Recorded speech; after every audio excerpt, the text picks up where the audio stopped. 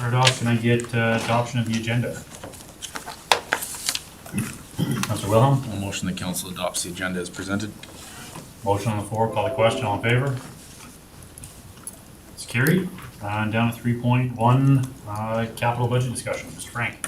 Your worship, members of council, I'm going to quickly lead to send you to the chart or the Excel spreadsheet that we use to prepare the proposed capital budget. The direction that council has provided us is to have a $3 million capital budget, which you will see are their first 25 recommendations. And then last year, council was gracious enough to give us an additional $875,000 in capital, and that's the second column that council may want to still consider providing those funds for additional work. And then the column next to it is there are a couple items that we believe would be funded by debenture. And then the last two columns, the last three columns is carry forward, the grant, and the total. So between the administration, Mr. Bashan and Mr. World, as well as we have Ms. Slidwick here tonight to provide some of the details of the proposed capital projects. Okay, start. I got a quick question. The 1.3 million to carry forward, that was from the 2023 budget? That's correct. And your worship, members of council, that is still discretionary. Council doesn't have to carry those forward, but we are recommending, because they were identified in the 2023 budget and approved, and we just haven't been able to get around to them, or they're in the hopper to be scheduled for tender, et cetera, et cetera. So we're asking council to carry those forward. Any other questions? Let's go around the table here. Where is the 1.3 million? Oh, okay, got it, thanks. Councillor Dean, or sorry, Councillor Williams. In the carry forward, wasn't the tandem plow truck ordered, or is that a separate one? Through the chair to Councillor Williams, it was ordered. It's a 2024 delivery. But did we put a deposit on that? No. Or anything down? So you could cancel that if we didn't carry that forward, is what you're saying? Yeah. Councillor Wilhelm. So we look on item 2 then, this would be you're looking for us to budget for another tandem plow and sander truck besides the one from 2023? Through the chair to Councillor Wilhelm, yes. Secondary. Or same truck? 2 different trucks. Councillor Prestige. Through the chair to Andre, I see you have a mini excavator, skid steer, and a rubber tired hoe. We have 2 of each, except for the rubber tired hoe. Why do we need new ones? Through the chair to Councillor Prestidge, we have 1 rubber tire hoe. Okay, why do we need another mini excavator and another skid steer? Through the chair to Councillor Prestidge, we currently have 2 mini excavators, 2 skid steers, and a rubber tire hoe. So we are looking at replacing one of the skid steers, one of the mini excavators. What is wrong with that equipment? We need to replace it. There is, if you follow below the graph, there's a couple of pages that actually have information kind of labeled as to what some of the equipment's for. The rubber tire backhoe sounds like it's basically rusting out and falling apart electrically. So I've seen it sit and broke down for multiple months. So through the chair to council, the rubber tire hose a 2005, the skid steers a 2011, and the mini excavators 2007. through to Andre, the equipment then, say if we replace the mini excavator and one of the skid steers, or the excess will go to auction is my guess, or Are you planning on That's correct. Whatever gets replaced will go to auction.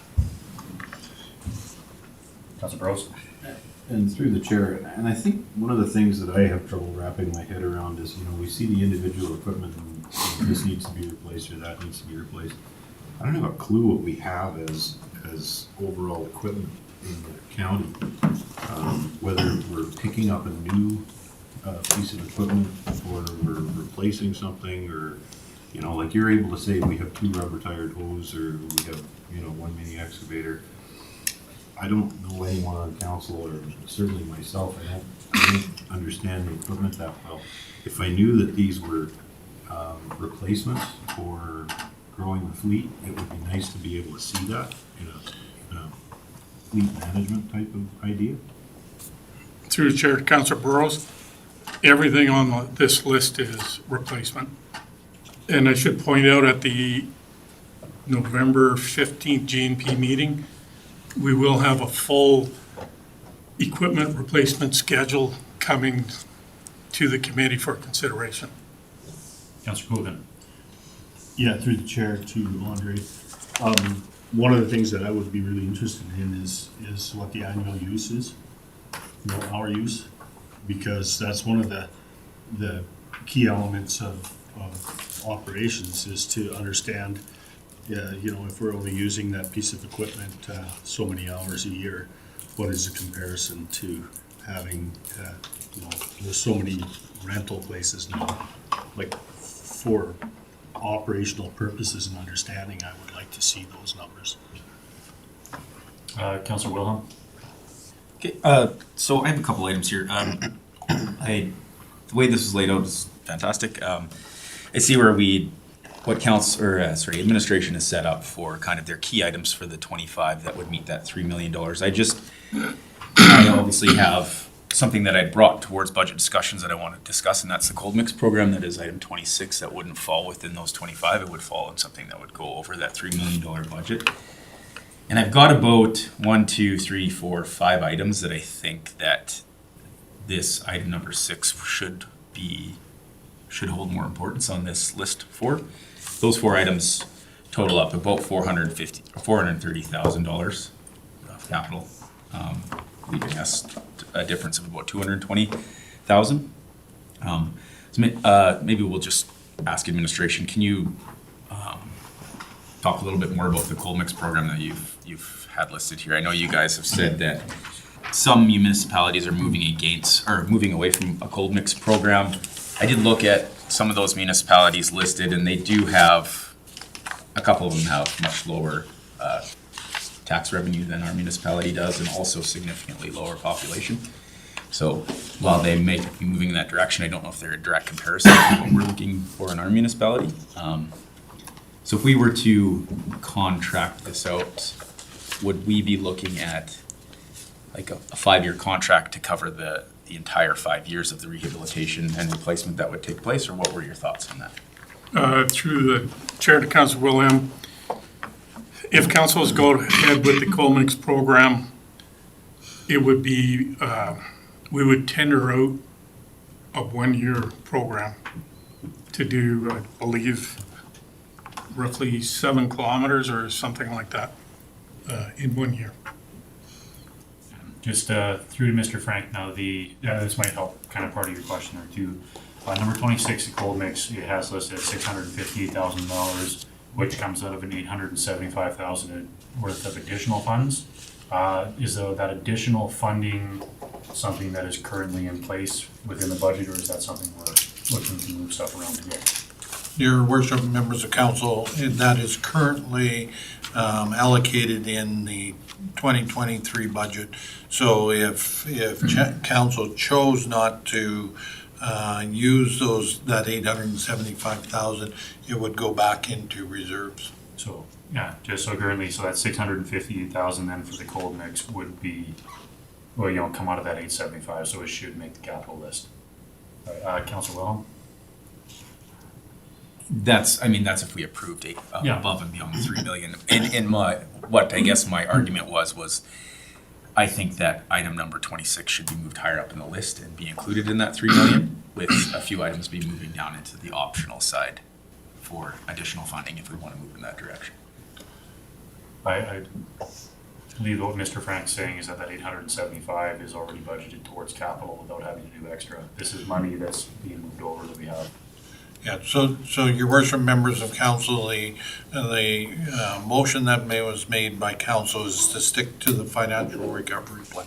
So the financial recovery plan says that we propose $3 million in capital. That's what we've done. However, we also recognize the fact that council last year reallocated some of the uncollected allowances and gave $875,000 in additional capital and $1.2 million in operations. And those funds are still part of the budget going forward for 2024. However, the motion is, and that's why I wanted to make it very clear, the motion is to spend $3. However, we also wanted to indicate to council that you do have $875,000 in additional capital money allocated, and you could reallocate it without affecting your budget. Oh, okay, understand. But I do agree that the coal Without- program should be. Sorry, your worship, sorry, without affecting your financial recovery plan. Now, one question I'm going to have in regards to our budget, we will say as an entirety. Last year, we approved a bunch of items on there, anticipating a 3% growth, and then after we had our 3% increase plus the assessment came in, I think it was about a 13% increase. And when council came back, we asked about a couple of the items, and what we had passed, we basically needed the increase in assessment plus the 3% in order to make what was on the budgeted list. So I just want to make sure that we're doing this year, if we're working with that 3% increase, and if, say, assessment takes off or goes higher, we'll have, possibly extra there instead of, to deal with if we wanted to reduce something, work around to keep to our 3% increase instead of having like a 10% increase to the residents again. Your worship, members of council, maybe Mr. World can give you an estimate on that. I want to say 2.3, but I think it's 2.9. What was the extra revenue that we received? Yeah. For taxation, your worship, members of council, it was, I think, 2.9 million with about 900,000 at risk for appeals, so just over $2 million was the tax revenue that we gained last year. This year, if we go by the 3% tax increase, no assessment growth, it'll be about $900,000 in increased tax revenue. That's just kind of where I'm like our budgeting, that's what we're working with? Or are we working with a 3% increase for on the revenue side plus anticipated increase in We're working off a 3% increase in tax revenue from last year. Okay. Councilor Wilhelm. So then just to follow that up, I mean, again, we can discuss these items as they go along. But we can also look at this in another way in that there's 33 items on here. 33 items, 3 of which they want to look at debenture. Do necessarily all 33 of those items need to move forward? I don't think we could, because you've got 1.23 in the additional funds, and we only have 875 potentially earmarked for that. But we could also look at taking some of that capital funding and decreasing our debenture sizes on some of our infrastructure that needs to be done, right? Like the 2.4 and 1.85 million for the surfacing of East Mountain, West Mountain Road. All I'm saying is we should look at these capital project items and decide, do we need to have all of these this year, or could that money be better spent decreasing a debenture? Councilor Rose. So when we talked about decreasing debentures, through the chair to Mr. World, because I think I asked this question. If we sign on for, say, a 20-year debenture and we pay it back 10 years early, we still get hammered on the same handling fees, do we not? That's what I was told during the meeting when we were talking about trying to pay off some of these things early. Through the chair to Councillor Burrows, my understanding is if you go through the AMFC financing, you have a term, you cannot prepay it. Just to be clear, I meant the amount of the debenture, not the time, like not paying it off sooner. I mean, we've got two potential debentures for East and West Mountain Road that they want to potentially take out. So instead of taking out 4.25 million, maybe we use some of our budgeted capital funds to decrease that down to 3.5 So we're million. not taking out more debentures. Exactly. Okay. We're Yeah. decreasing Yeah. our debenture size, not the Yeah. current debentures. Okay.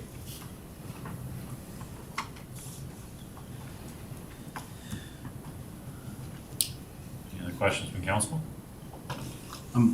Councilor Burrows. Through the chair to Mr. World, I just want to ask, you said the extra revenue that we generated in between the 3% increase in mill rate and the assessment was about 2.9, is that right? 2.9 million? That's correct, yeah. And the number we were kind of throwing around was every percent increase in the mill, if the assessment stayed flat, every percent increase in the mill rate would generate about 300,000 in revenue. Is that an accurate number? I couldn't answer that right here. I don't know the exact number, but at the end of the day, whatever assessment increase you had was, the number was, if 10% was your growth rate, I didn't even know what your growth rate was in terms of assessment, but that's the number that came in based on your assessment growth and the 3%, which would have been about 900,000 of that. So you would have had at least a 6 to 8% assessment growth, I'm assuming, based on that tax revenue. Well, we got a bump in the assessment year modifier for the first time in a long time too. So we got a bump there.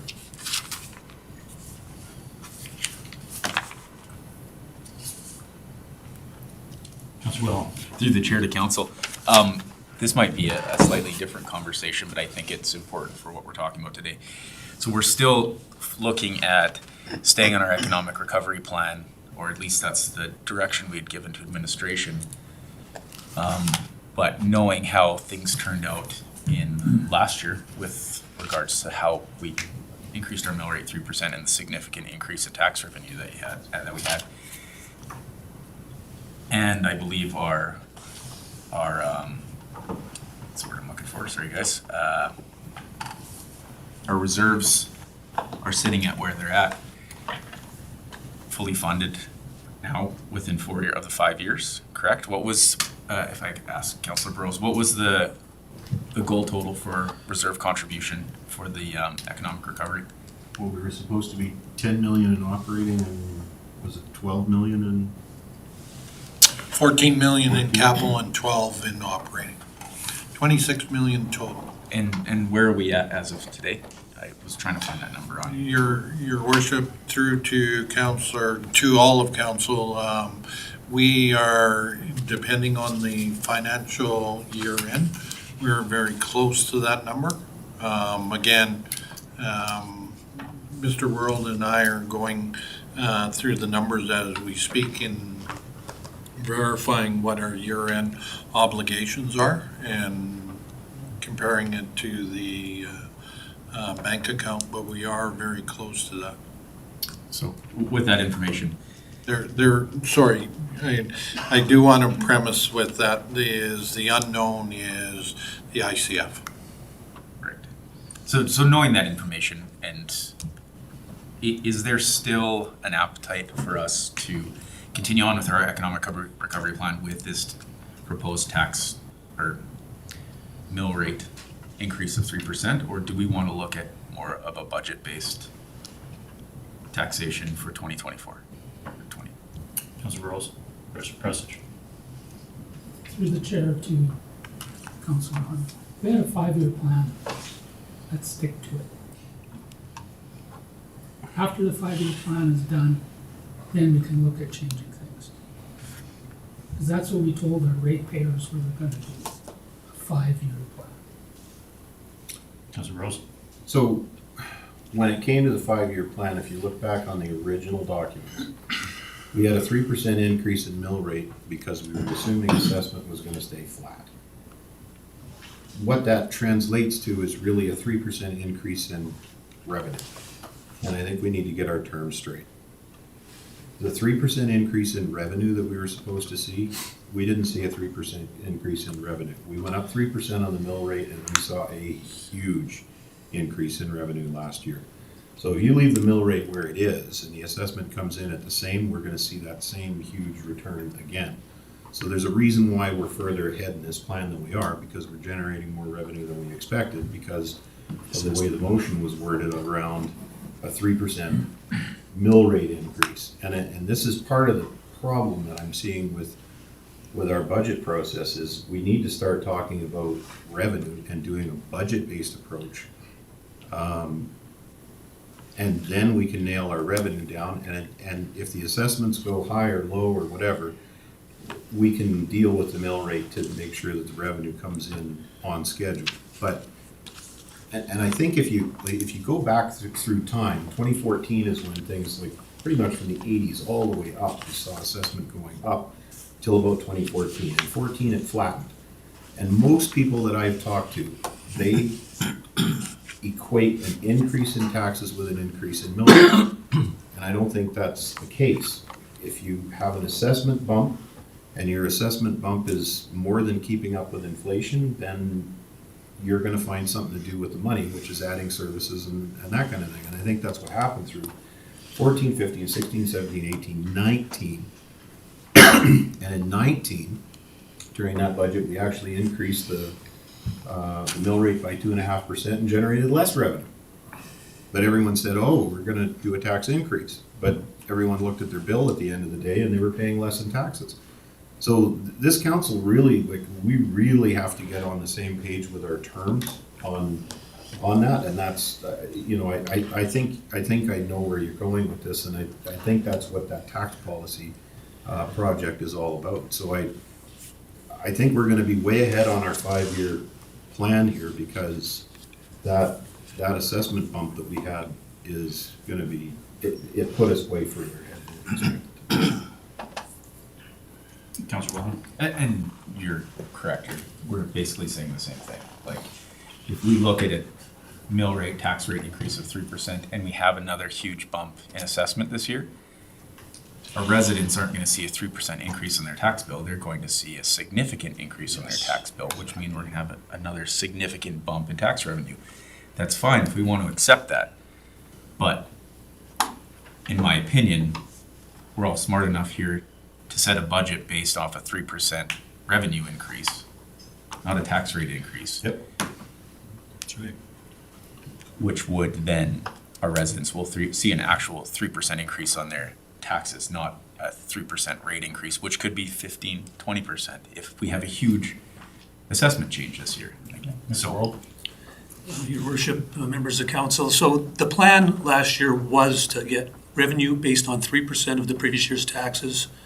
When the mill rate was set last year and you have assessment growth, it should have been recalculated the mill rate so that you only had 3% revenue growth. It wasn't done that way. It was captured and you kept the funds. And so you're going to see that in surplus this year, which you have various options to do with.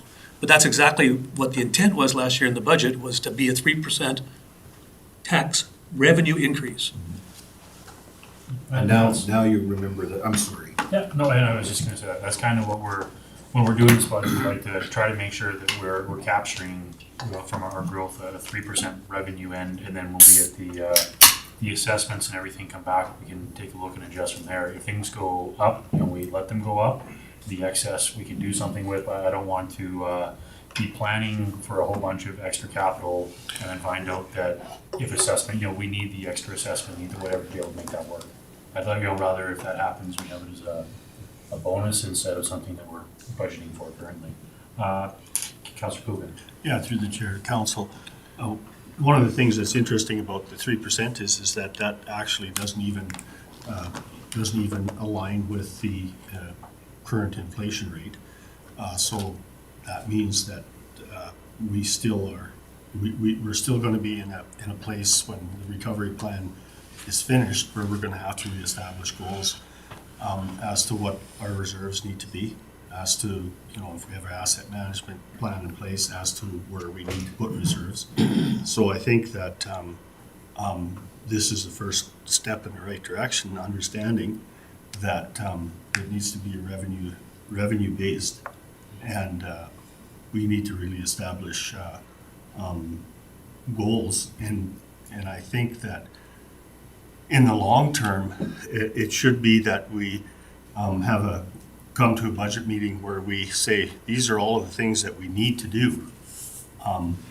These are the priorities, and this is where our revenue stream can meet those priorities based on the goals.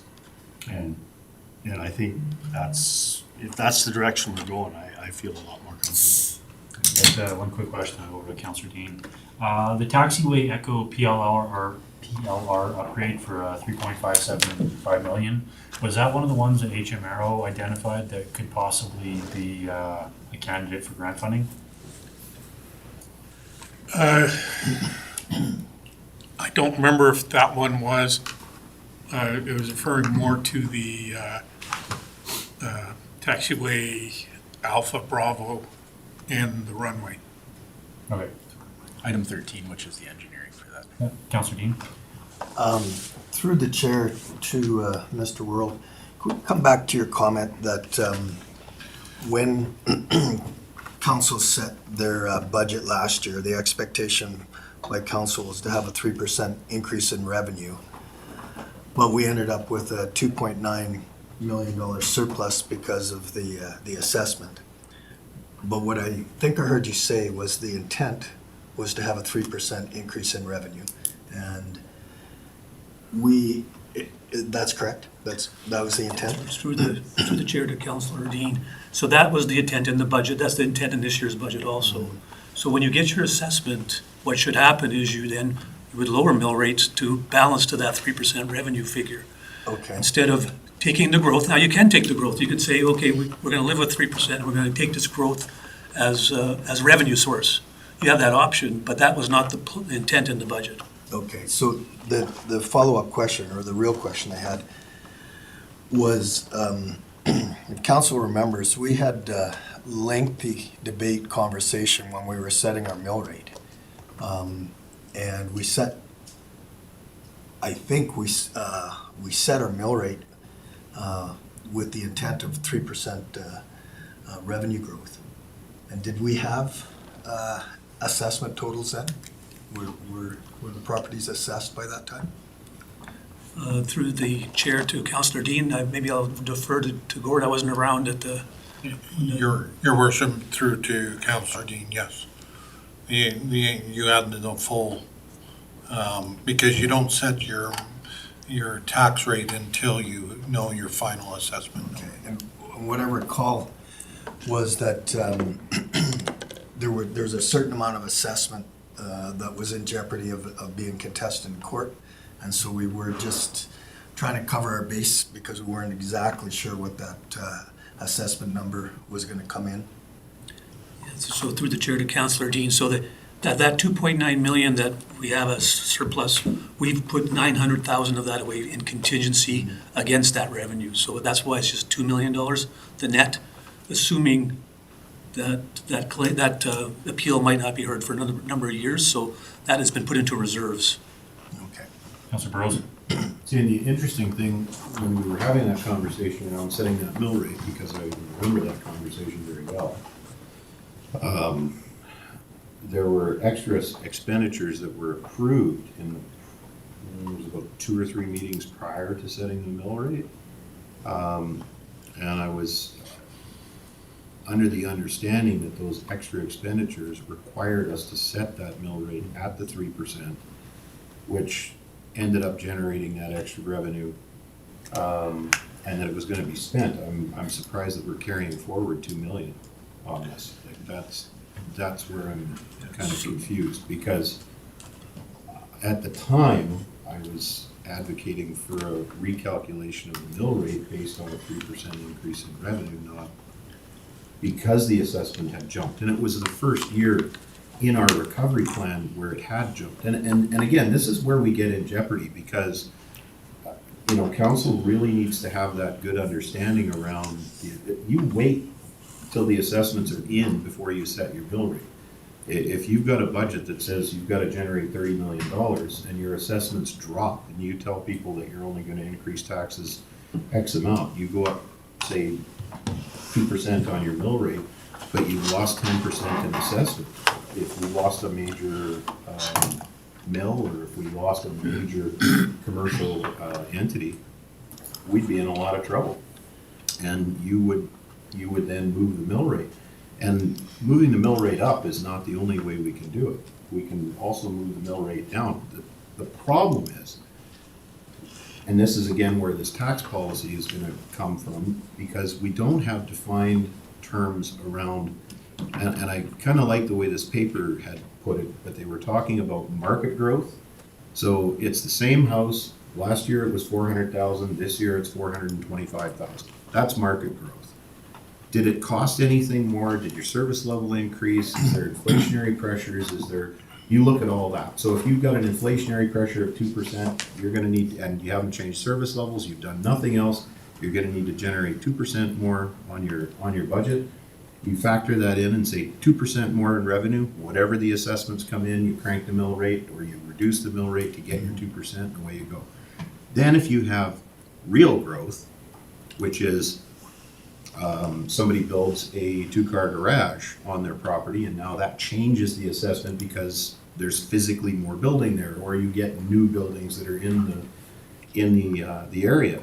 Is there an infrastructure cost that comes with that? Is there a servicing that we have to absorb? Is there more stress on the services provided? And is there going to be revenue required to service that new development? And that's something that we just haven't done. So anyway, this is the conversation, and so just to be clear, we are carrying 2 million forward from last year. So through the chair to Councillor Rose, there's $2 million in revenue that we have excess. There was a number of items that were approved by council in the revised budget. There was some, the debentures were lowered for the two roadways. There was a number of things that were approved, so there is more expenses in a number of areas. So it's $2 million in revenue, but it is offset by some costs. I don't have the number with me right now, but I could tell you what it was. Mr. Frank and I come to it. Your worship, members of council, on May 4th, council reviewed the revised budget, of which there was approximately $2.9 million in additional revenue that was identified through the assessment. There was approximately $900,000 set aside for potential losses due to appeals in assessment. And then there was an additional $1 million in additional requests that council did give approval to, and there was an additional $1 million, and I call the term contingency, set aside in the event of unknowns, right? And those amount of money, and however, as a result of, once that budget was approved and the mill rate was set, we continued to operate, and we're estimating approximately a $2 million surplus because of a combination of a number of things. Increased revenue, i.e. interest rates from the money that we have in the bank, and then some of the operational expenses that we haven't occurred. So there is slightly. So again, as much as Councillor Wilhelm talks about changing the plan in the 5-year budget, we'll bring that to you in April, where once we have our financial situation as of December 31st, we'll also recommend where that additional money should go in regards to that. However, we want to make it clear to council, you have about an $8 million deficit annually in your capital assets depreciating, and you've got to be spending approximately $8 million. Right now, you're spending about 3.8 to 4 million in capital investment. So again, I don't want to change council's position, but I do want to make it clear that from a financial perspective, you're close to your financial recovery, but you're not out of your financial obligations to make this municipality sustainable. Councilor Wilhelm. So I got 2 points, and I thank you for that point, and I agree. That's why I think we do need to work towards a budget-based discussion about how we want to do our taxation. If we are not spending up to our capital, then we need to look at that in the budget and figure out how we're going to sort that out over the next 3 or 4 years. I don't think a tax rate increase to make up that shortfall in 1 year is going to make sense, but if we're still not continuing to meet that capital investment, then we need to look at that in our recovery plan or whatever we want to call it. So, real question was through the chair to administration and Mr. World. I just want clarification again on how this proposed capital budget's laid out. So we've got all the items 1 through 25, which total up to about 3 million, which is what council had told administration. We want your capital budget to stick to $3 million. And then we have this $875,000 of additional funds, although the totals from 26 to 33 actually add up to 1.2 million. This $875,000 of additional funds, that hasn't been earmarked into the budget yet, right? This would be an ask from administration for additional funds? Through the chair to Councillor Wilhelm. I think if you remember last year, what happened was when we have a $3 million contingency in the recovery plan in the allowance for writing off taxes. So that $2 million that was taken last year was taken out of that contingency. So it was out of that contingency that we knew we weren't going to need for writing off taxes. So this plan is suggesting we do the same thing again in 2024. Okay. We're just taking money out of that contingency because we will not need it to write off taxes in 2024. Okay, so that's great information, and that's exactly what I was looking for. So with regards to that, what would happen then is you've got 1 through 25 earmarked under, like, these capital projects are gonna happen because we've now accepted them into the budget, and then items 26 through 33 would only happen if we don't need to use that earmarked $2.7 million. What I'm saying is I think there's some items in that first 25 that could be either delayed a year, so that some of the items in 26 through 33 could be budgeted in that 3 million, just in case something happens and we need that $2.7 million or we don't get that $2.7 million that we've earmarked. That was my original comment right at the beginning of the meeting. And just something else to consider when we come out of our, as far as the shortfalls for our infrastructure, when we come out of our 5-year plan, which I believe this would be, is this the last year?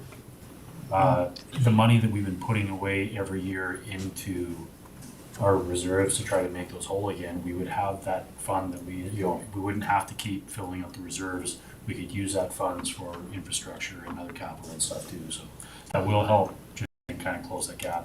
Mr. Frank first and then Mr. Johns. Yeah, your worship, members of council, just to make it clear that these are proposals for council's consideration. In no way are they approved unless you guys approve them here tonight or recommend that they be approved for the December 20th final council or budget meeting, budget approval.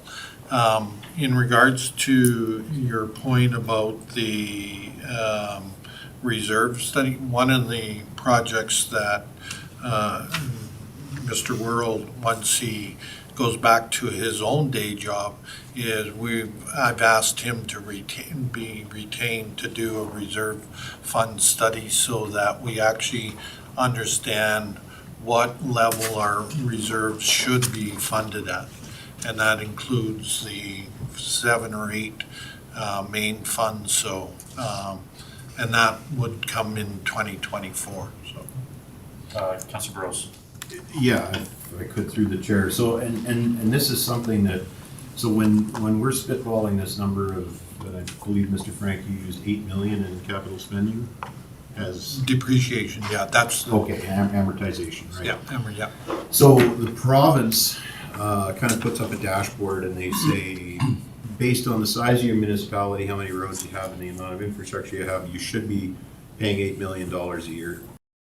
spending $8 million, if you spend $8 million a year on your capital, then that means that your assets are actually sliding backwards in the roads are falling apart, the bridges are falling apart, all of this infrastructure is falling apart. We haven't been spending that money for some time. We've been behind in that. That was one of our red flags. But as part of the economic recovery plan, we pulled back a lot on the capital spending. When we look at our reserves, there's that 10 million sticks in my mind. Mr. Frank is saying 12 now, and it probably has to grow anyways because the budget is growing, but you almost need half your budget in cash because this is a little bit like a contractor building a house and they have to buy all the materials up front, all the rest. And so you have to provide services for 6 months of the year until you see tax revenue come in on June 30th and you actually get paid. And that's kind of what that operational end is for.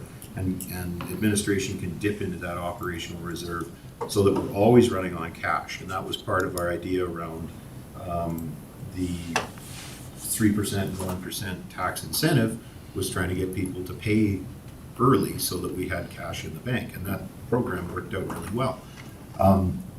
As far as reserves are concerned, this municipality, I would probably think that the actual cash, and this doesn't include the 10 or 12 million in operating, because we're lumping that operating in there right now.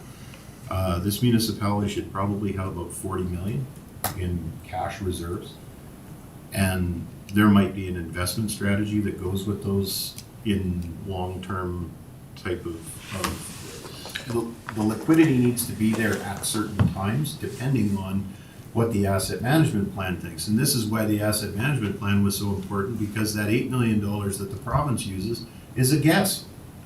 And until the asset management plan comes in and we have, and this is the frustrating part for me, is what I'm being told is a lot of the roads and infrastructure and things are into the asset management plan, but we still don't know what they are for funding for what they're gonna run out in 20 years. Like we just had that little surprise dropped on us about the airport needing somewhere between 7 and 12 million in paving and upgrades.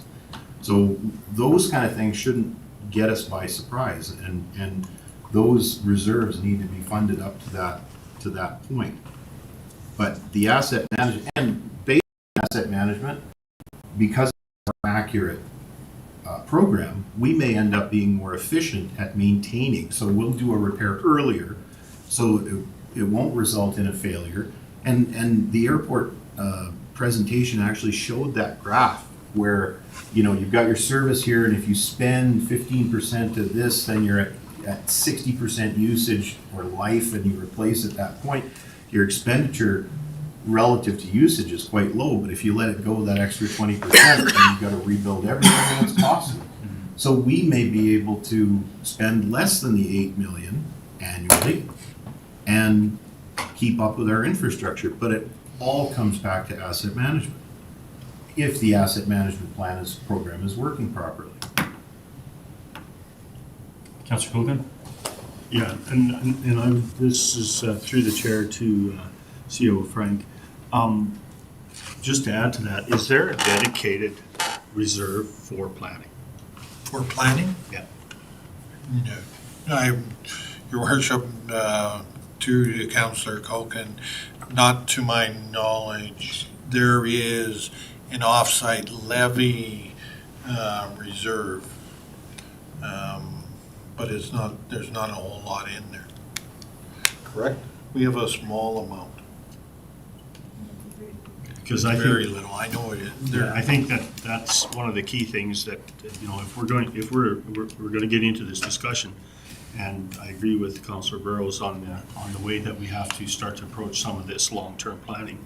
I think there needs to be every year a dedicated amount that gets put into a reserve that allows those dollars to be available, so that administration can actually have if they have some request from council or a need for planning, that it's there, and you know, you can build that reserve up, and and have it dedicated for that, because I see that, a lot of the times, the engineering and some of this stuff is added in here.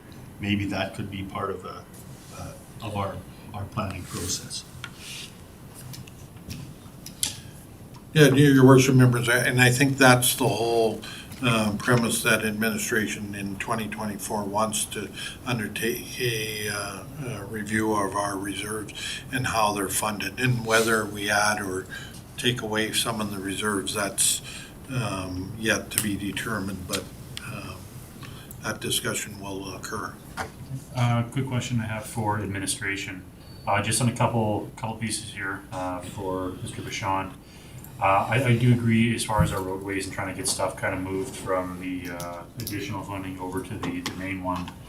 With the cold mix, if we were to move that over to the $3 million funded and move the second plow truck and the mini excavator kind of over to the 875 side, so providing all the funds and stuff are, they're come in, are supposed to be there, kind of put that as a second run of capital, would that, if they don't make the cut this year for whatever reason, if we move into that other column, will that, how will that affect, the work and stuff that's being done?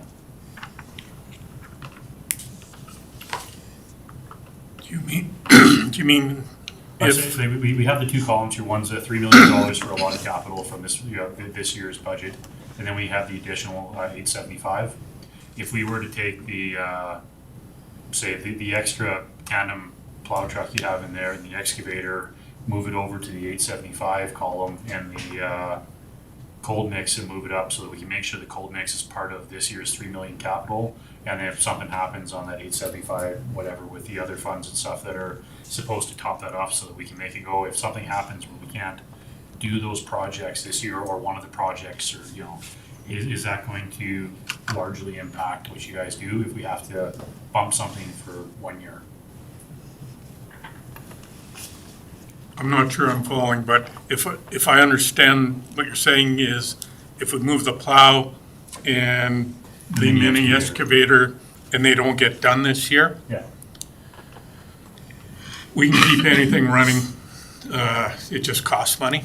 Yeah. But I should also point out that the equipment replacement plan we have coming identifies the 2025 budget, another plow truck. Yeah, but and I do understand, here's this 875 of additional funds we have. I think there's some more funds that they're trying to, or we're waiting to see how they play out till we get to the end of the year.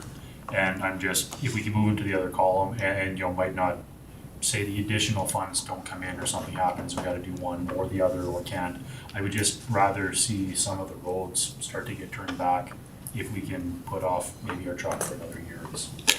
So, your worship, members of council, and may I help, if we can start with cold mix number 26 and go through whether you believe that it has merit, that it wants to make the top of the list, and regardless of whether it sits number 1 or number 26, but if you wanted in part of your $3 million, you put it there, right? Once at the end of the night, you'll determine how much money, where you're sitting as options. And I guess maybe the fundamental question maybe should be asked for council is, are they okay with the $875,000 in additional capital that was put in the 2023 budget to continue to be put in the 2024 budget? First, Councillor Wilhelm. So I can speak to that, and well, at least the first part of what you're saying, and I do believe that we can change how we structured the proposed budget for the 3 million, right? So that essentially we're not waiting on this $875,000 of additional funds if it doesn't happen anyways. Like items 15, 16, 18, 19, 23, and 25 is about $450,000 worth of capital funding that they want, that it's, in my opinion, aren't critical items. Like, I'm sure 15, 16, 18, 19, 23, and 25. They're about $450,000 worth of capital funding. Now, I'm not saying that these wouldn't be great things to have for administration, but they're not pieces of equipment that we might need to order. They're They're not tandem plow trucks. These items are 15 is the administration office development, 16 is aerial photograph contours, 18 is grain bag roller, 19 was septic. Oh, that was wrong. I didn't mean to put that one on there. 23 was recreational building improvements, and 25 was admin office paving. Now, I agree those are nice to have, but I think that they can move farther down the list while we move the cold mix program up the list. Councillor Dean first, and Councillor Copeland. I guess this is a process question, so our CEO just for this meeting's purposes suggested that we go through items that are from 26 to 33 and see if there are any there that we want to bump up, and then we can move things off. You're suggesting that, you've given 6 examples that could be moved off. I want to come back to a question, I think it was asked of Mr. World, but I just want clarity on this. With respect to the allowances for uncollected taxes, in the 2024 budget, will there be a similar amount budgeted for allowances that likely won't be needed? So through the chair to Councillor Dean. So in our budget, the original recovery plan is for $3 million to be put into the allowance for doubtful accounts for uncollectible taxes. We used $2 million of that last year to fund the 875 and the 1.2. The 2023 tax collection rate was 97%. So do I believe we're going to need those funds? No. Another thing that I would like to let council know, because one of the major oil companies was set up as an allowance for doubtful account last year, as if they were going to go out of business, and they've now set up a payment plan with us. And so that is approximately $500,000 that we have already set up as a write-off that they are paying starting December or January. We have an agreement for them to pay. So I don't believe there's any risk in using the $2 million from that allocation. Okay. So if council's clear on that, we likely have about $2 million extra to work with. Yeah, Your Worship, if I just want to follow up on Mr. World's comment. We also continue to have $1 million in a collectible allowance budgeted or proposed to be budgeted for. So in the event that we do have uncollected allowance, or uncollected taxes, we've actually accounted for that. And so. In addition to the $3 million? No, so again, we have 1 million from this year and 2 million was reallocated. And we recommend that 2 million be reallocated once again, right? So, again, so. We'd have about $2 million extra. That's correct. Okay. Councillor Coogan and Councillor Rose. Yeah, just through the chair to administration and to Councillor Wilhelm's point there. From the Ag Service Board perspective, that grain bag roller rental, we just contacted Barhead, and they have a grain bag roller, and it never gets used.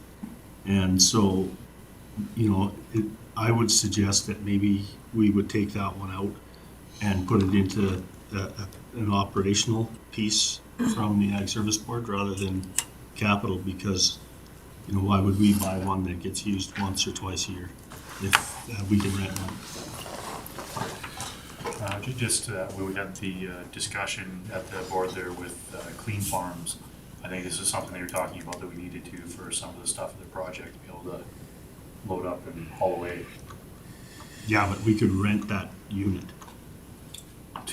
because a lot of the units that are the grain bag have that roller right on them when they're unloading the bag. So they already have the rolls made, and I think that's why the roller isn't being used as much anymore, or isn't used at all. So the county of Barhead has one, and it hasn't been used. So just as a point. Councillor Rose. So, couple of things through the chair. I want to make sure that we get the vernacular right, or the language right around this 2 million extra.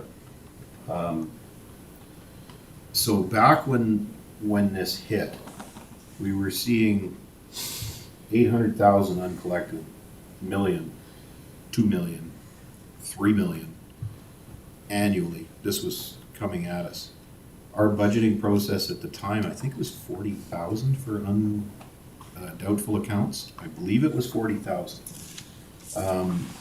So that put us in a horrible position. So, and if any of you guys have ever taken a business loan, anything past 120 days on a business loan, you ain't getting it, because they consider that a debt account. So the 5-year recovery was, we went in the 3 million uncollected, and I think we need to get that 2 million reallocated discussion, because I know where you're going with this, but we'll get that 2 million reallocated into some combination of capital and operating. But that's where it's coming from, and that was another one of our red flags. So if you're on the municipal sustainability dashboard and you get flagged and you have to do reporting in municipal affairs, it's three flags and you're it. And we had 3 flags for 4 years or 5 years, I think. Just one. We were on one, 3 for 1? just 1 year. Then Okay, we so, went on. and part of it was, what's the number? Is it 95% tax collection? 90. Is it 90? Okay, Yeah. so, and we were below that 90 because of the oil and gas thing. So, we wound up with this $12 million revenue shortfall because of oil and gas. Anyway, that's the history of it, and I think it's important council understands the history. So, and maybe we need to look at the phrasing around that, rather than, this is kind of straying from the recovery plan, because we really don't expect to have 3 million unpaid from oil and gas, Right. let's face it. Right. So, really, we should be budgeting for 1 million in uncollected. And interestingly enough, if that challenge is successful and, you lose that 900,000 could come out of that million. So, anyways, account for That's $1 million. different. That's an assessment challenge. That's not unpaid taxes. It could be used the same way. It's something that's there but not there. It's already been set up Right, but it's like, as a reserve. I understand. My point is that if we continue at this 98% rate. Anyways, we don't need 3 million in uncollected anymore. Right. So the 2 million is going to be collected, but it's not extra, I guess. I just want to make sure that everybody gets that. Councillor Preston to the Councillor Hall. Through the chair, Andre, on this equipment replacement, you have here that the equipment's getting old and it needs to be replaced. I've been running equipment most of my life, and I've run equipment that's 40 years old with 30,000 hours on it and still does the job. I would like an explanation why it needs to be replaced and how much is it gonna cost to fix it versus buying new. What you're giving us here is like me going outside looking at my pickup and saying, yeah, I need a new one because it's gonna cost me some money, without actually finding out how much it's gonna cost versus buying one. So I don't know if your equipment thing you do there is gonna give us that. Through the chair, Councillor Prestige, no. So the municipal standard is replacing equipment at a set number of years, given on the usage. And that's what the replacement schedule is gonna follow. But why would we get rid of something that's still in good shape, just because there's a standard? we're looking at dollars and cents here. Through the chair If to a piece of Councillor. equipment is not wore out, it does not have to be replaced. Through the chair, Council Prestige, I agree with you. The items we've identified are starting to cost us a lot of money. And How much money? You're not giving us that information.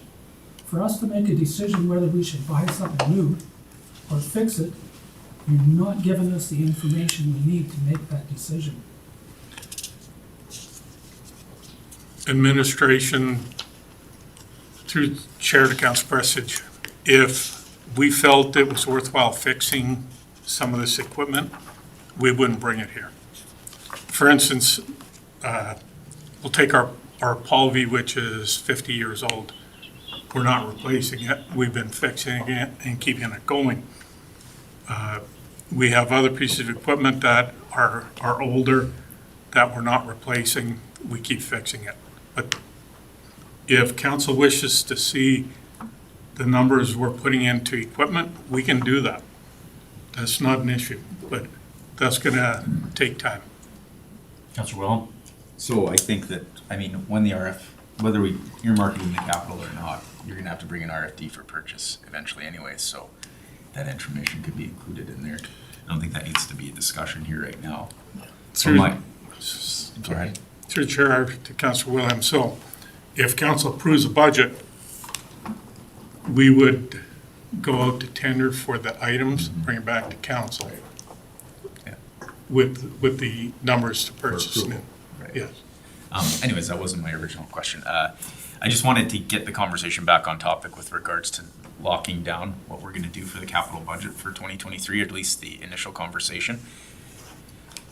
We've been given a proposed capital budget here. Now, I again, after our full conversation here, I understand that 875 additional funds is all but guaranteed at some point to come from our doubtful accounts. With a $3 million budget being set to administration. Are you guys comfortable with the way that they've laid it out? I said I'm not comfortable. I would like the cold mix moved up into the guaranteed 3 million, just in case something happens and we do have doubtful accounts that don't have that additional 875.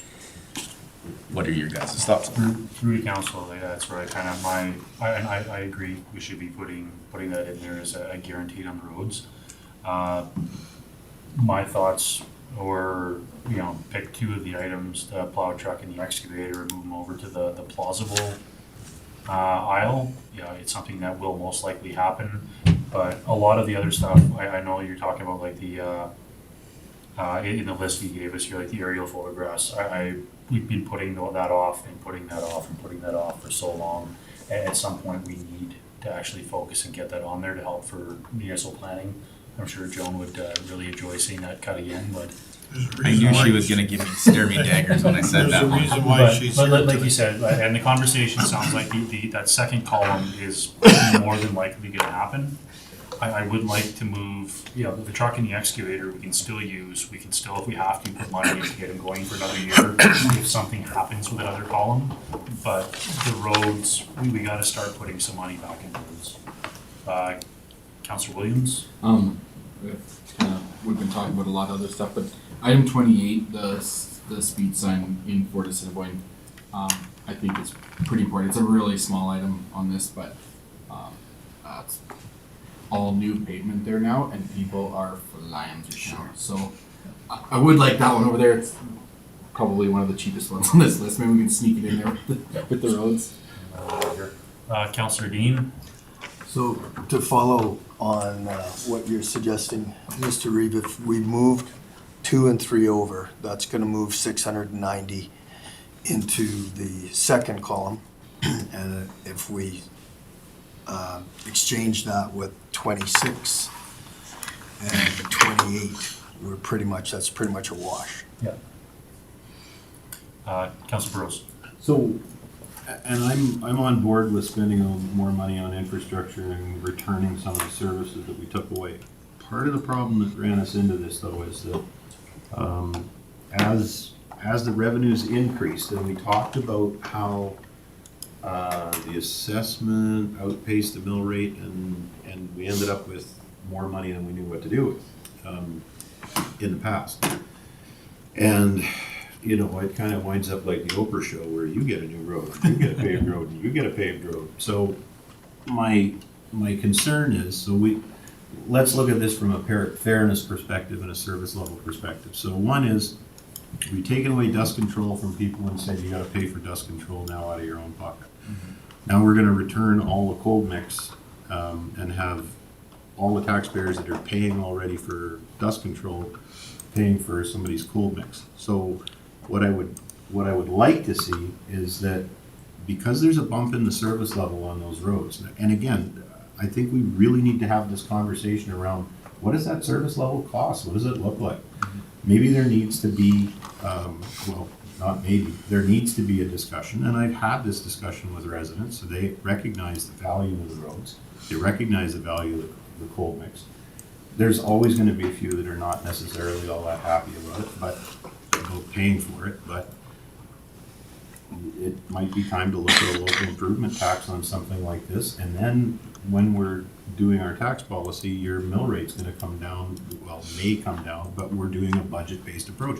So we're kind of leveling things off here a little bit, but at least there's a reason why you're seeing it, you know? When people say, why am I paying all this money? Well, you can point to it. So, and I think that discussion needs to happen around service levels. Councillor Wilhelm?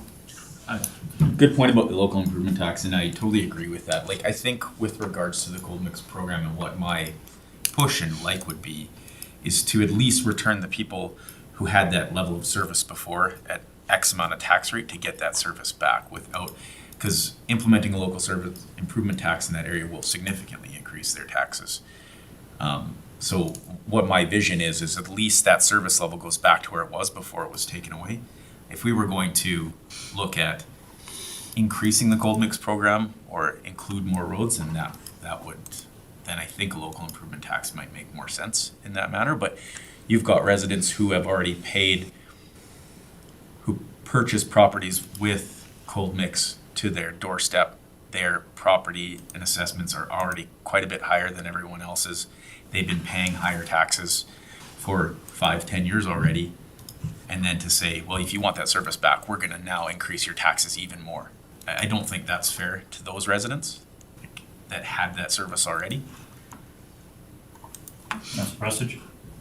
Through the chair to Andre. On this cold mix for 600,000 or whatever it is, how many kilometers is that for? Ballpark 7. Okay, and how many kilometers of cold mix do we have? Through the chair, Council Prestige, 48, give or take. So we would have to do this almost every year for quite a few years. Through the chair, Council Prestige,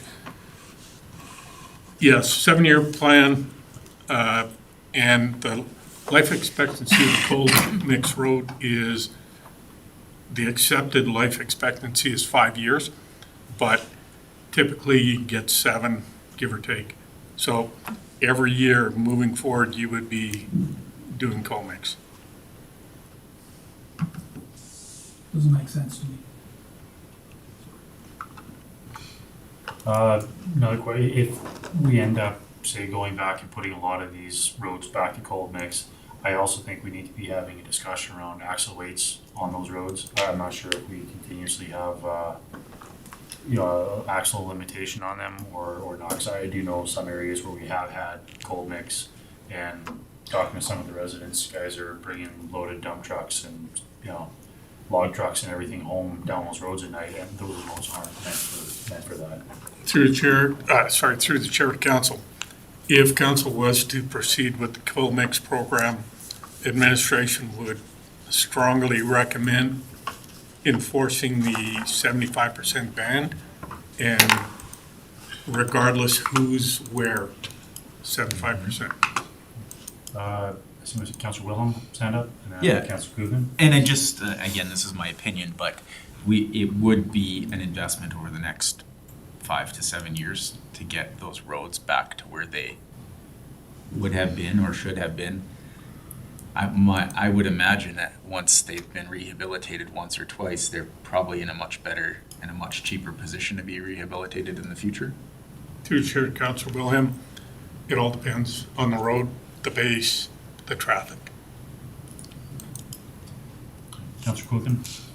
Well, and just to respond to Councilor Wilhelm's about the expectation for those roads, I don't deny that that expectation would exist. The question that came up for me was there local improvement tax in the first place to actually establish that level of service? Because if that's the case, I think the argument falls flat. Well, but I understand what you say. So you have people who have bought out there, and with the cold mix, the assessments have gone up on the properties, and they've been paying that assessed value at a higher level to start with, and then turning the roads back, their assessments didn't go down, but they've been paying that higher tax rate for that service over those years. So the question for me is then does the road actually have any, does the quality of that road actually have any impact on the assessment? It did initially when they built the roads. I do know people out there when the cold mix came and we turned from gravel to hard surface, their property values went up. Is that the case now? Right now, with the turning back, I don't. I know with our assessments, we had a bump last year, but I don't know what those ones were. Councillor Prestige and Councillor Rose. The problem I see with turning them back to cold mix, and if we do a 7-year plan to do all the roads, in 7 years, we've got to start over again. So this is gonna go on forever.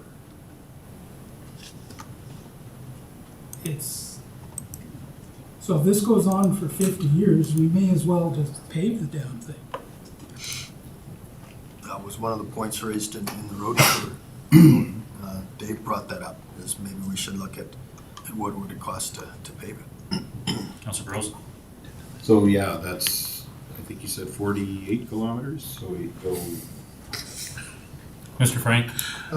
Your worship, we have a Excel spreadsheet that we can give you a rough estimate of the cost, and we can play with those numbers on screen if you want to determine whether or not you want to change the life expectancy of those between asphalt, paving, cold mix, gravel road. Can you pull that up? can I just finish my points? Sorry. So 48 kilometers roughly, 7 kilometers is 900,000 in around there. So we're gonna be spending $1 million annually, because you run that 7-year service life in there, 7 times 7, you wind up at nearly the 48. So that's $1 million expense annually on those roads. Now, to the point that, you took something away, we took something away in dust control. So originally, people were not paying for dust control. For decades, they weren't paying for dust control. So if we're gonna restore cold mix, we're gonna restore dust control everywhere that we had dust control too. Because it doesn't make any sense to do one and not the other. Like if we're, and then the service level is just gonna run away from us again, and we're gonna wind up right back where we came from. So unless we figure out a way to pay for these specific service levels, I don't know how we're gonna get there. With the, just my thought when it comes to the dust control, at least where we're at right now, if you take a look at the service we're providing is on par with all the municipalities around us. None of the other municipalities just give away the dust control. We talked to Laxey and Yellowhead, they charge for it. And talking to some of my neighbors on the other end, they said we're actually cheaper than what they've been getting on the other side. So The point was the historics of it, you took away something. So that was the point. And that you're not charging for it. So if we go down this road of paving everything, like when I first came on council, they said, we saved so much money by paving East Mountain and West Mountain Road. My gosh, we saved a pile of money by paving East Mountain and West Mountain Road. Where is it? Like what's East Mountain and West Mountain Road gonna cost to repave? if we repave the entire, how many millions is that right now? 4.5. 4.5 here. 4.5, for the whole road? Just the portions To that we're repave the proposing. entire East Mountain and West Mountain Road? Oh. 15, 18 million? Right. Okay, so we should, if we saved all that money, we should have 18 million sitting in the bank for those roads. And that's fine if we did save the money, but we didn't. So again, the return on investment has to be there. Councillor Wilhelm and Councillor Prestige. I don't disagree. It is gonna cost us money, maybe $800,000 a year, what's actually 650 is what's in the budget for this, but, is that not part of the shortfall that we're spending on our infrastructure? The $8 million we should be spending per year? Where does that get spent? It gets spent in our roads. It gets spent in our cold mix. Our cold mix is degrading because we haven't stuck any money into that infrastructure in how many years? Is that not part, we need to be spending $8 million on infrastructure, do we not? We just kicked a bridge project down the road. So we've got, you want to talk about items on the list, the bridges are falling apart in a lot of ways. The water courses that we've got that are, the extra requirements around water course, for water course crossings, around this new bridge culvert design that's got to happen, that's going to cost a fortune. So that, a lot of that goes into it. The cold mix, I wouldn't, and again, the part of the problem is that infrastructure depreciation that they're talking about. I don't think they're taking into account a cold mix road in the municipal numbers. They're looking at just the kilometers of road paved versus gravel. I don't think they're looking at dust control and a lot of these other things. Like, it's an extra service level. So if you don't wanna, like, at least have the conversation around it. 100%. Councillor Prestige. Yes, through the chair. When you say our residents have been paying their taxes to get these oiled roads, well, the last time I checked, residential taxes was only 18% of our revenue. So you're telling me that you take their taxes and take away everything else that goes with it, like to run the county, that they are paying $600,000 or $700,000 a year in their taxes to cover, just to redo the oil. I don't think they are. I'm not sure what you mean. Okay, 18% of our tax base is residential. That's how much we collect. Okay, out of that 18%, how much goes to run the county? I'm not sure. Probably pretty much all of it. So you're saying they are paying taxes to fix their county, their oil roads. Well, they're not really. They're paying to fix all the county roads. Just like every other resident in the county is paying to fix county roads, not just their own. Councillor Dean and Councillor Blumen. Yeah, I think this conversation is kind of getting sidetracked. From a holistic point of view, all of the tax revenue we collect, whether it's industrial or residential, goes to balance our budget and fund everything, administration, services, etc., reserves. What Councillor Wilhelm was saying was those residents that had property or have property on a cold mix road, their property values went up because the property was on a cold mix road. And then their assessment level hasn't come down, but the service level has. But then they should talk to the assessor and contest it. Well, that's not for us to decide, but that was what his point was, is that the assessment has remained constant, their service level has gone down. Now, Councillor Burrow's comment about having a conversation around a local improvement tax or levy, at the open house last November, those residents were open to that idea. So I think that conversation is not going to be met with a chorus of boos. But we're trying to decide what we're doing with our capital budget. So I think the conversation is steering more towards policy than it is to budget. So I'd like to come back to our budget conversation. Councillor Booby. Well, yeah, I'd like to get back to the budget conversation as well, but the point that Councilor Prestige made is really, really true, is that the industrial, the linear tax pays the lion's share of what happens in our municipality.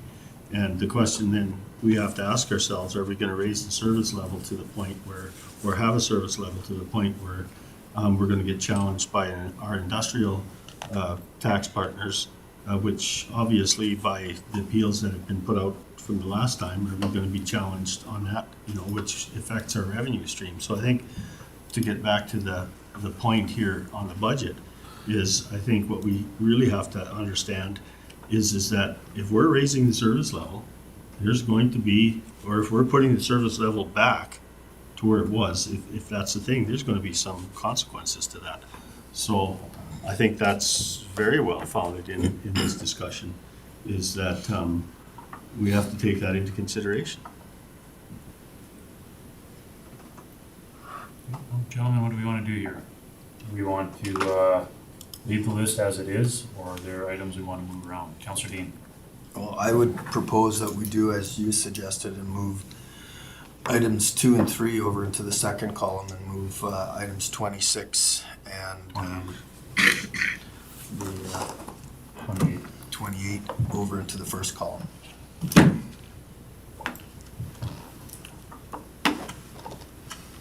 What were the numbers again? Moving the tandem truck and the mini excavator 2 and 3 to the 875 additional funds column, and then move the cold mix and speed indicator signage for the fort over to the $3 million capital budget. I have number 4, the skid steer should go over too. That can be repaired. Well, the stuff in the 875 budget are things that'll most likely happen still. It's just, we're waiting for the rest of the funds. We can move that over. That leaves about another $125,000 in the $3 million capital plan. Councillor Wilhelm? To Councilor Burrow's point, I think that's the local improvement tax we could look at that again with our tax policy subcommittee as well. I would like this kick-started and funded for 2024, but that could only be for 2024. We could start looking at the local improvement tax for all those areas moving forward. Councillor Rose? Yeah, and just to respond to that, I haven't been in opposition of putting this, bumping this up the list. Far from it. I think it actually should be up the list. Because we are having larger conversations around, and this goes back to dust control, but we're having larger conversations around air quality and dust, the amount of dust that's in the air and things like that. There's actually a possibility that there's going to be some standards coming down. Another thing that the province is looking at right now is a standardized linear mill rate.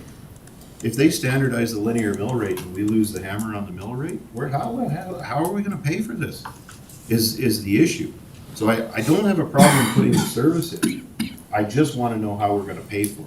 Mm-hmm. And so if we start doing it in 2024 and then you take it away again in 2025, it's going to be rough. But that's the only caveat that I have is I just want to know how we're going to pay for it.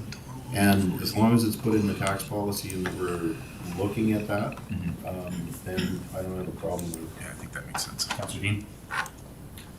I'm good. Councillor Prestige? Through the chair, I agree with John. I'm not against doing cold mix. But if we basically blow our money on cold mix and then we have culverts and bridges that need to be fixed, where do we get the money to do that? For sure. So I'm more of a We do some cold mix, maybe not 7 kilometers this year. And work on some bridges and stuff.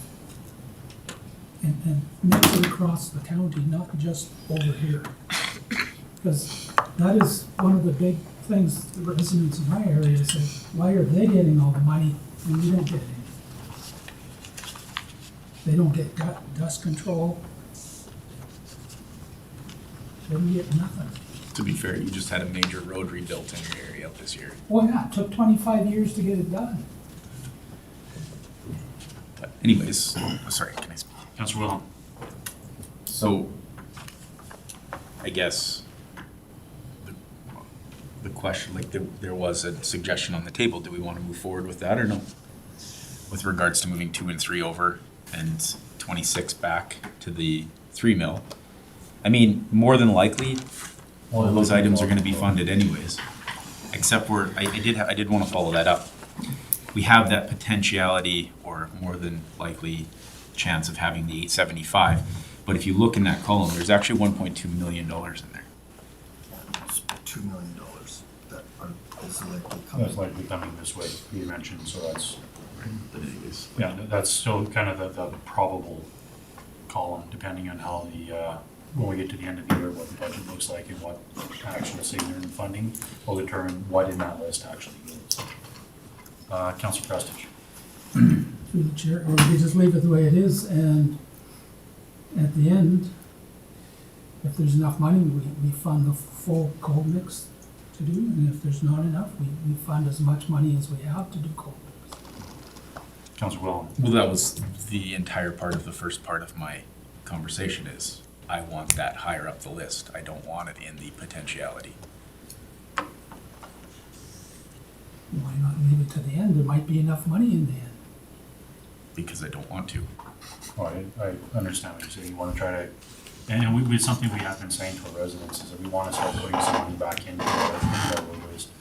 Councillor Dean and Councillor Burrows. So I think the answer to the question why is that we feel it's more of a priority than some of the items 1 through 25. So we would like it moved up the pecking order because we feel it's more of a priority. It's funny, it's just you two guys want it. Well, I'm going to, can we redo this? Because our residents have a lot of cold mix. Our residents have a lot of other stuff that needs to be fixed. Councillor Burrows. So, one of the things that's maybe gonna help this discussion, part of it is, when I'm looking at bumping a machine here, versus choosing something else, I don't know how much we're spending on repairs in this, on some of the machinery, so surely there's gotta be an accounting line. I mean, every company that I ever worked for, it's Unit 126. For this year, we spent $30,000 in maintenance. The cat truck was here every stinking day, and this thing is a lemon. And we need to broom it out the door and buy a new one. Can we not generate that through the accounting software somewhere where the units are tracked by expense? Because that's really basic. Through the chair, Councillor Burrows, we do track that. Can we have it? We can do that. Perfect, because then that would be a valuable piece of information for this, because if you're asking for $129,000 to replace a piece of equipment, and we're blowing 50 grand on it every year in maintenance, have it. It's a good buy. So, and you'll sell it to us. So, That's exactly what I was saying earlier. You need to know that information. Okay, so back to here. Obviously, we were saying before, say we leave this as is and the plow truck or the excavator comes up, I would like to see maybe going further when the RFDs come out, that we have that breakdown to give us an idea of what just to, I guess, justify the need for it. We have another capital meeting, do we not? They can include it. Yep. Mr. Bouchon? I was just gonna say, we will change our process instead of going out for tenders and then bringing all the information back. We will bring an RFD forward prior to going to tenders, and then council can decide. Mr. Dean? So I'm just looking at the recommended action, and that's to accept the discussions as information and direct administration to make the amended changes. So kind of been going back and forth on that, so I'm gonna make a motion that the amended changes are to move items 2 and 3 over into the second column and move items 26 and 28 into the first column. Okay, motion on the floor. Any discussion on that motion? Councilor Rose? I just want to speak to the motion because, and this is part of the problem that I see in the way we do budgeting. And again, the asset management plan was supposed to have us so that we're looking multiple years down the road. So when we talk about this cold mixing program, everyone's talking about, wow, it's 650 grand for 2024. It's not 650 grand for 2024. It's going to be going forward probably $1 million annually, then bumped up to whatever inflation plus cost of God knows what, plus the environmental fees, plus the stupid carbon tax that's built onto every other stupid thing that's coming our way right now. And I think we have to realize this is not a 2024 commitment. This is a program around a service level that is going to continue multiple years. And I think our residents want to see that. They want to know that that cold mix service is there for them. So that's the discussion that I think we need to be having around some of these service levels. It's okay to, pound our fist and say, yep, 2024, I want it, because I've done that before too. But this has to be a program that we are going to do and commit to and know how to fund. That's all I wanted to get out. Councilor Wellham? And to speak to Councilor Burrow's point, yeah, I believe putting this in the budget was only the first step. Like administration should be, once it's in the budget, should be bringing us more fulsome information on how this capital project should work, what the actual costs are gonna be, because before we would move forward with an actual cold mix program, even though it's in the budget, you would bring it to council for approval, would you not? Through the chair, Council Wilhelm, as identified in the descriptions, if council chooses to proceed with the coal mix program, we would come back with basically identifying which roads we would do. We put it out for tender and come back with the prices to do the coal mix. At that point, council would decide yes or no. That's knowing that if they went out for tender and it was significantly over what we budgeted, we would have to reevaluate. And then also, I believe this will give us time with our tax policy subcommittee to further investigate local improvement taxing and how we could implement that at a county level.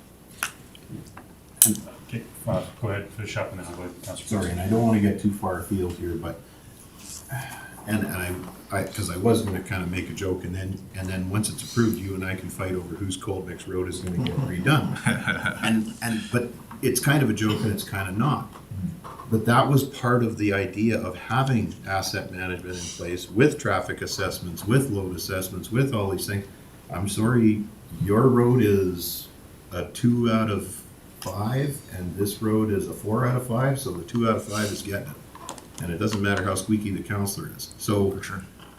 and that's not, sorry, that doesn't come out right, but We you know drove what I down, mean. we drove down Horn Road. Oh, yeah, I saw how bad it was. and that's my point. Yeah. So, anyway, that's it.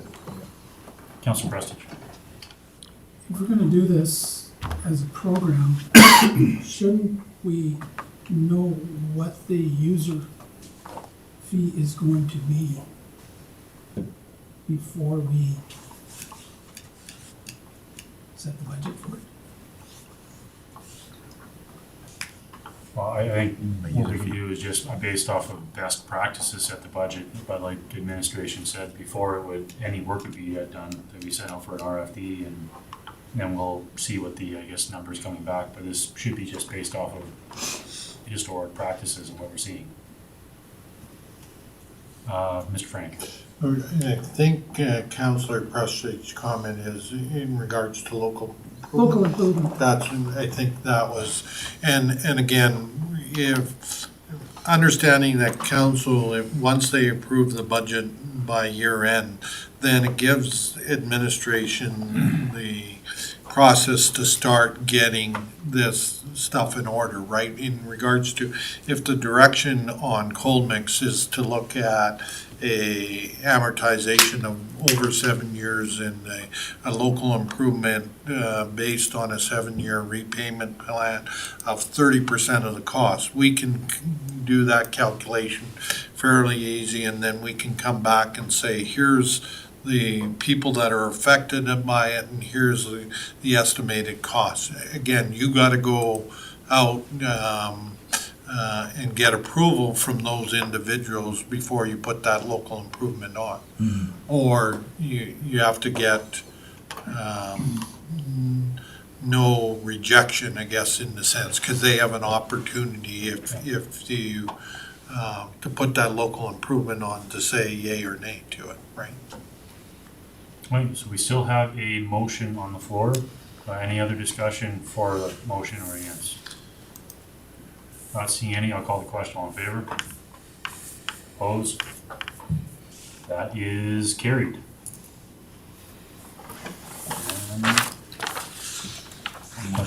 Motion to adjourn? Motion adjourned, no discussion on that. No question, all in favor? We're adjourned, 7:40.